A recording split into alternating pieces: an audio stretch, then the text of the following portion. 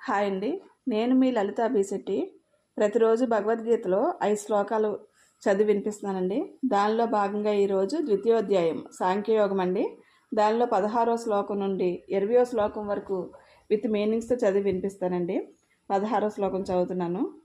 నాసతో విద్యతే భావః నా భావో విద్యతే సతః ఉభయోరపి దృష్టోంతః త్వనయోస్తత్వదర్శిభిః.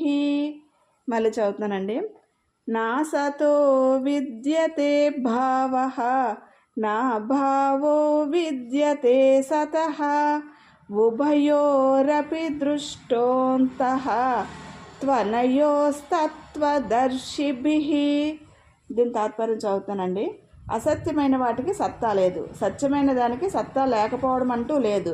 ఈ రెండింటి అసలు స్వరూపము తత్వజ్ఞుల చేత దర్శింపబడింది. 17వ శ్లోకం చదువుతానండి.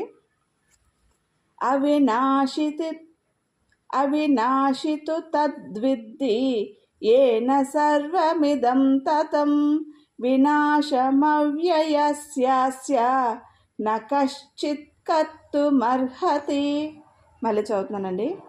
అవినాశితు తద్విద్ధి ఏన సర్వమిదం తతం వినాశమవ్యయస్యాస్య న కశ్చిత్ కర్తుమర్హతి. దీని తాత్పర్యం చదువుతున్నానండి. దేని చేత ఈ ప్రపంచం యావత్తు వ్యాపించబడి ఉన్నదో ఆ సత్తు వినాశరహితమైనదని తెలుసుకో. నాశరహితమైన దాన్ని ఎవరూ నాశనం చేయలేరు. 18వ శ్లోకం చదువుతున్నానండి.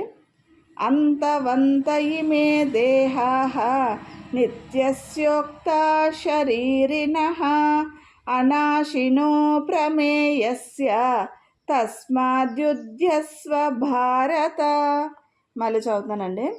అంతవంత ఇమే దేహాః నిత్యస్యోక్తా శరీరిణః అనాశినో ప్రమేయస్య తస్మాద్యుధ్యస్వ భారత. దీని తాత్పర్యం చదువుతున్నానండి. నిత్యమైన నాశరహితమైన పరిణామాలు లేని శరీరధారియగు ఆత్మకి ఇవి అంతమయ్యే దేహాలు. అందుచేత అర్జునుడా యుద్ధము చెయ్యి. 19వ శ్లోకం చదువుతున్నానండి. ఏనం వేత్తి హంతారం యశ్చైనం మన్యతే హతం ఉభౌ తౌ న విజానీతః నాయం హంతి న హన్యతే. మళ్ళీ చదువుతున్నానండి. ఏనం వేత్తి హంతారం యశ్చైనం మన్యతే హతం ఉభౌ తౌ న విజానీతః నాయం హంతి న హన్యతే. దీని తాత్పర్యం చదువుతున్నానండి.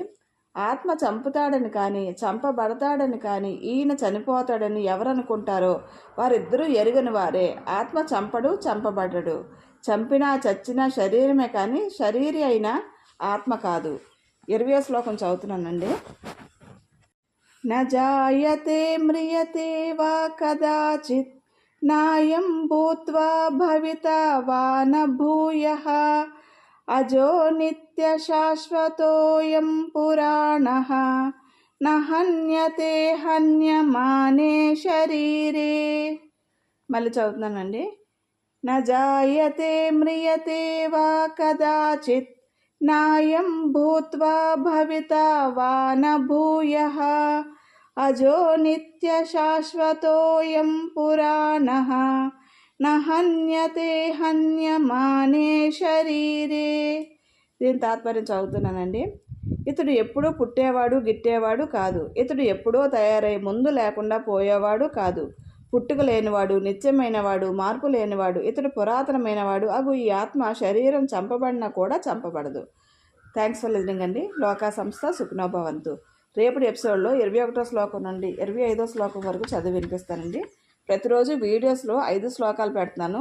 షార్ట్స్లో డైలీ ఒక శ్లోకం పెడుతున్నానండి. మీకు ఇంట్రెస్ట్ ఉంటే అది కూడా ఫాలో అప్ చేయండి. Thanks for listening. లోకా సంస్థ సుఖినో భవంతు.